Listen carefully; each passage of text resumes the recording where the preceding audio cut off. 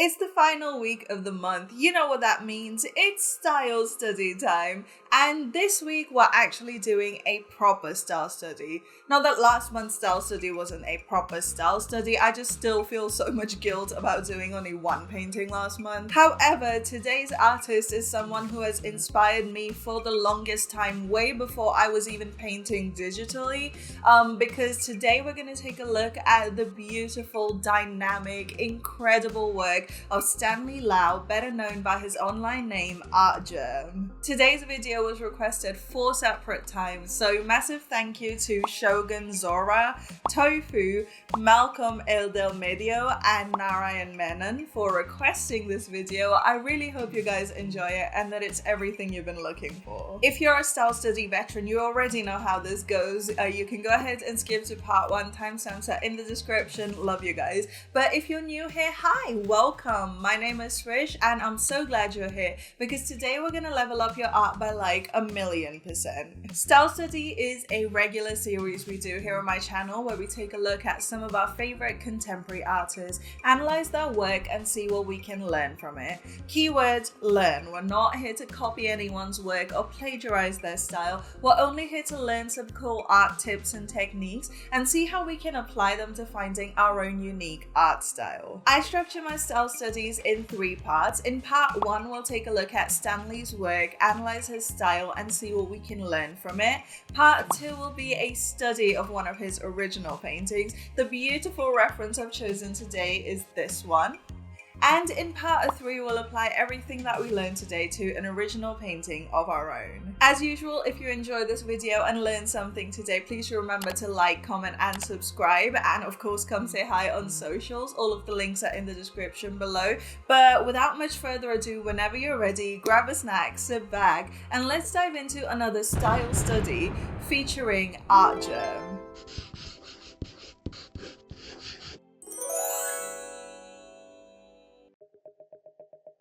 Stanley Lau is an illustrator, concept artist, and art director who is originally from Hong Kong, but I believe he currently lives in Singapore.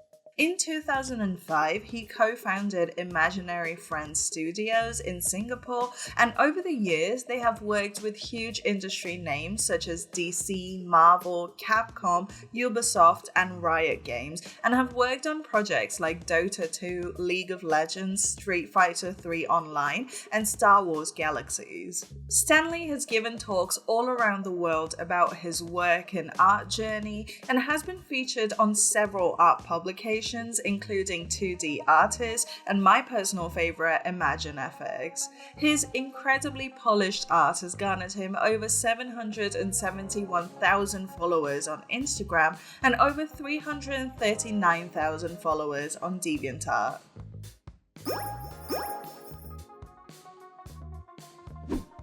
Can I just quickly mention how absolutely adorable it is that Stanley's wife Madeline is such a constant feature on his page and such a big part of his business?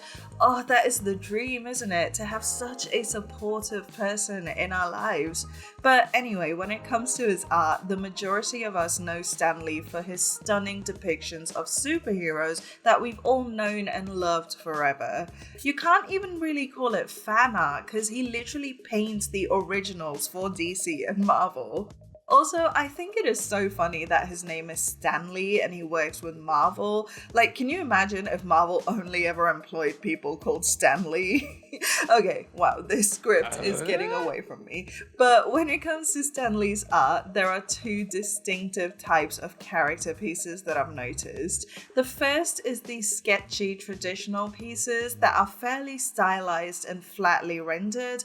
And then there are these fully fleshed out semi-realistic illustrations with color and lighting and texture. We're going to take a look at both of these styles today because there are some important stuff to learn from both.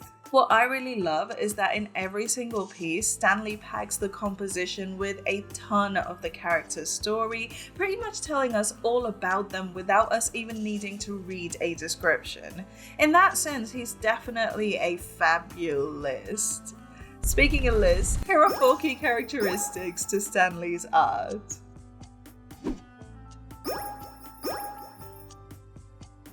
When you look at Stanley's art, I'm sure the very first thing that hits you is just how dynamic it all is. Compositionally speaking, the leading lines are probably the most powerful element that bring all this movement to the piece. There's like a million lines both on the character and in the background that lead straight to the point of focus, which is usually the character's face, but will sometimes lead to other elements too. Here, for instance, the hair and crowbar both lead to the face, but the hair also leads up to the heart-shaped tattoo, as do the ends of this bow, the neckline of her top, and the diamond under her left eye.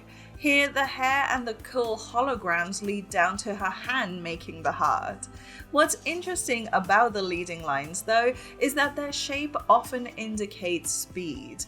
This painting of Supergirl is my favorite example because you'll see that there are a variety of leading lines, but some of them are particularly straight while others are curved.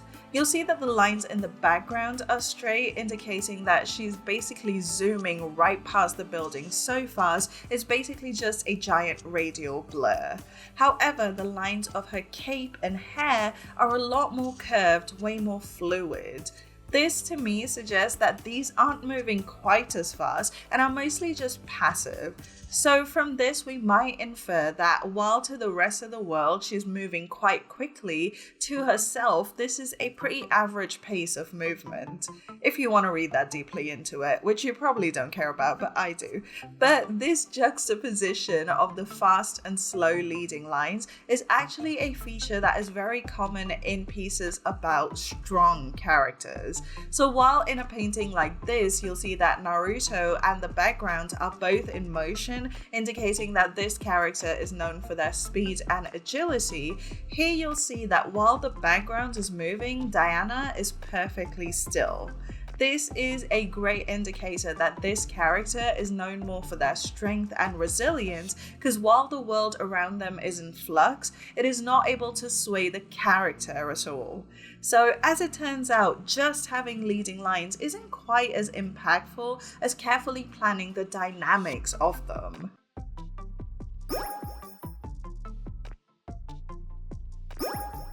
So this is where the two styles of his work differ, and while we'll come back to the more sketchy traditional work, let's focus on the super well rendered three-dimensional illustrations.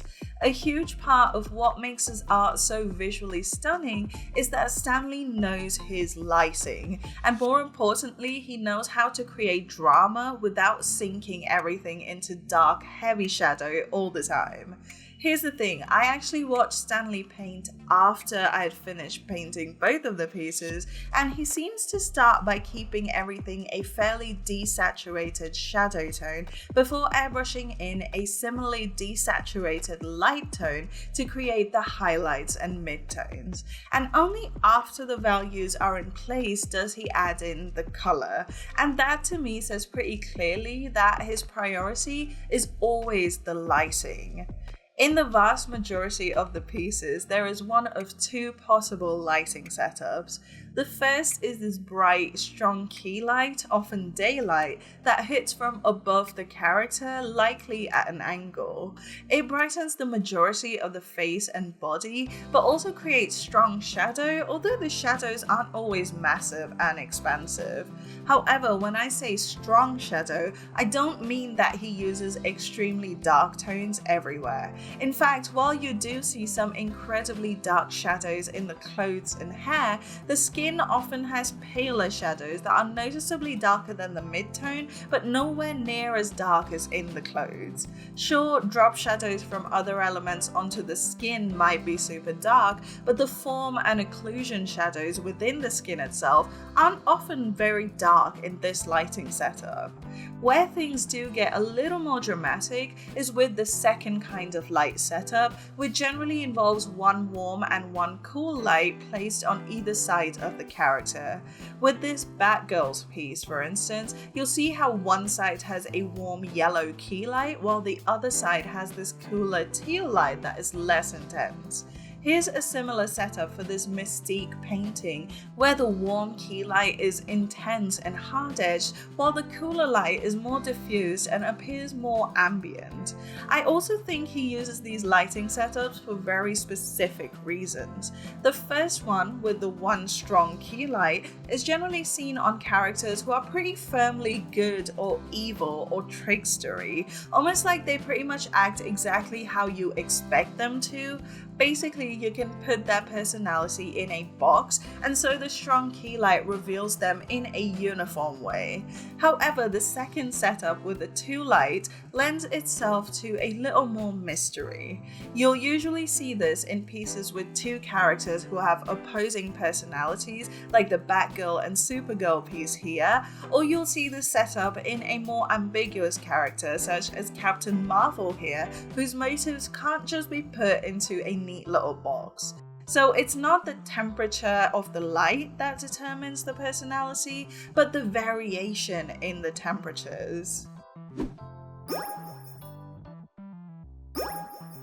Let's talk about what is probably the most abstract thing to nail with any style, and that is the appeal. Looking at the characters, it's pretty easy to tell exactly where the appeal lies. It is in the idealized faces and bodies. So not only are the feminine characters slim and curvy, the occasional masculine characters are super buff and muscular. Coming to the feminine faces, since these seem to be the most common, you'll see a lot of large doe eyes, a cute upturned nose, and rounded glossy lips. In fact, the doe-eyed effect is further enhanced by very dark smoky lashes, which are a universal symbol for sensuality. You'll obviously see a lot of muscle definition in the upper body, but the legs for the most part are soft and rounded, and the breasts are generally large and full. Again, appealing in a very traditionally feminine way. What's common with pretty much all the feminine characters, however, is that their skin is incredibly smooth. Apart from the edges of the form shadows, there are no hard edges, there is no texture in the skin. It is all just really softly airbrushed, and this softness is actually pushed by the fact that every other element in the scene is heavily textured. The hair, clothing, background, and accessories are all made up of several hard edges, especially in areas where they directly interface with the skin. This is an effect we've seen a million times, but I specifically recommend watching the Bear Brick Gia style study we did a while ago, because I went into detail with this topic. But basically, using these textured elements all around a smoother area is a great way to use visual noise to drive focus.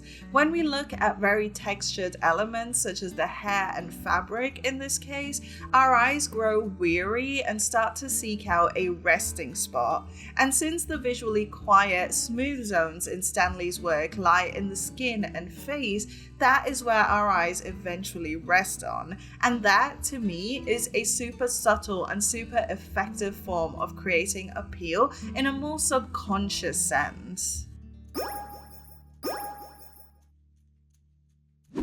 Alrighty, let's look at the sketchy traditional pieces, because there is a very important lesson for us to learn from Stanley, and it is about simplification. First off, like we just saw, the majority of the textures and hard edges are constrained to the clothing, hair, and accessories. So this is where you'll see a lot of high contrast shapes, loads of hard edges, and also a lot of value variation. So here you'll see loads of hard edge shapes in her top and hair, maybe even in the eyebrows.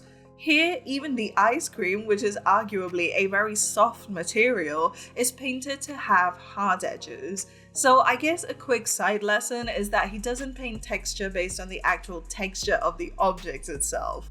But if you notice, across all these paintings, the common theme is that the skin is pretty much a flat surface with no texture apart from the bony and muscular protrusions. Those aren't texture as much as they are form shadows.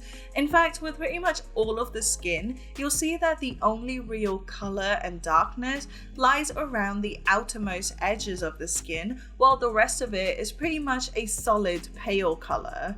There is no real blending or dimensionality, no color variation even, but you still perceive it as skin purely due to the fact that there is just the tiniest bit of flat color right at the edges and where the shadows lie. I think this is a really powerful way to use minimalism that not only helps us gauge the texture, but also preserves the visually quiet nature of the skin, and so I thought it was worth mentioning specifically. So to sum up part 1 of this video, here are 4 key characteristics to Stanley Lau's art. Number 1, Stanley doesn't just use leading lines to draw focus to the central element, he also varies the shape of the lines to indicate speed and movement of each element in the scene. 2, the lighting is a huge part of storytelling, and he uses 2 different types of lighting setup to show either a morally solid character or one or more morally ambiguous characters.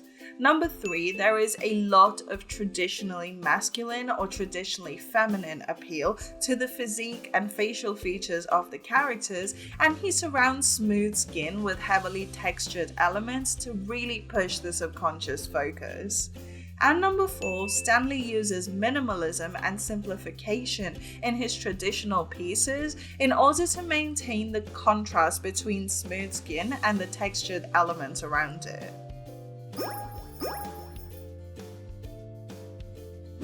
For our study today, I chose this beautiful reference. It is a cover piece that he did for Marvel's Black Cat, and it caught my eye immediately because there's just so much drama in here. I have to say the facial proportions were fairly easy to get right, at least in the sense that it didn't take me a crazy long time to get the sketch looking vaguely like his original. That makes me think that the features are pretty much all in the same place as you would see in a realistic face, as opposed to anything too super stylized. With a sketch in place, I actually blocked the base in with a purple, which is not a color I use as a base very often, but it was certainly a fun way to start. I mostly did this so it would stand out vividly against the black background, but it actually ended up being super helpful since there are a lot of cool toned shadows in this piece. Looking back, I do wish I had watched Stanley paint before actually trying my hand at it, because it would have been such a time saver to start with just the desaturated shadows and then airbrush in a flat highlight and then place the saturated tone. But you guys know that for this series, I specifically try to get the end result without watching the artist's technique, just to see if it's achievable without following specific steps. All of that is to say that if you do attempt an ARTGERM study, definitely use his technique just because it will save you tons of time. Because I had to put down a bunch of different colors using a hard round brush and then blend it all out with a smooth blender. It was just a super roundabout way of doing things. Adding the eye mask thing was actually a really helpful step though, because it really helped me set the value scale for the face. Before that, I was worried about going too dark, but the eye mask really helped me get the contrast approximately right.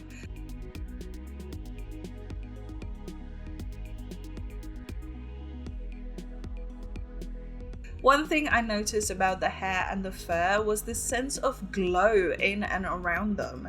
Like, it looks white, but while actually painting it, you'll see that the vast majority of the process involves blues and purples that almost softly gradate out of the shadows and into the white highlights.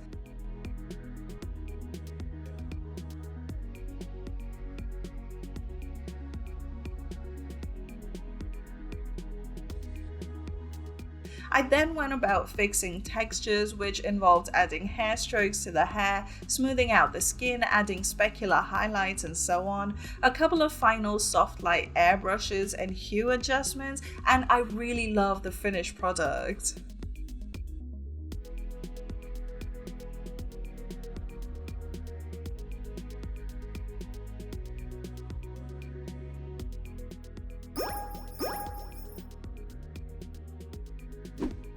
Since the study was the more refined, rendered 3D style, for the original today, I wanted to try out the other more sketchy style of drawing. I still did this digitally though, because all of my traditional art equipment is under my bed and my back hurts too much to try and fetch it out.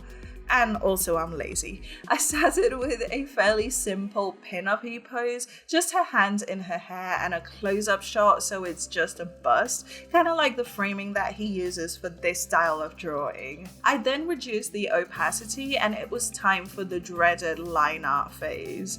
Turned that stabilizer on and off we went. I used a lot of references here to make sure I was only drawing the lines that he keeps in his final paintings, because too many lines cause unnecessary texture.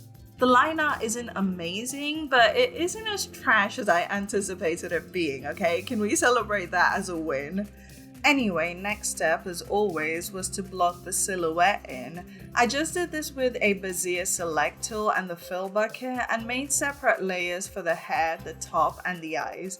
Didn't want to do too much with the background because it's supposed to be rough and sketchy. With this one, my instinct somehow kicked in and I did start desaturated, just putting down values before going in with the colors. I don't paint red hair often, so I definitely wanted some Mary Jane Poison Ivy vibes. Now let's talk about the textures, because clearly the skin is fairly smooth. The only textures are in the shadows and even those edges are low contrast. The hair and fabric, however, are purely made of flat, hard-edged tones. And the shapes almost always end in a point on either side. It's like the zigzag folds that we looked at in last week's video, a bunch of triangles flowing into each other. And like we saw in part 1, this really helps enhance the smoothness of the skin while also balancing out the large flat shapes with these smaller, more dynamic textures. I added in some basic outlines and some scattered texture around her silhouette just to add a bit of movement in the background, and here is the finished painting.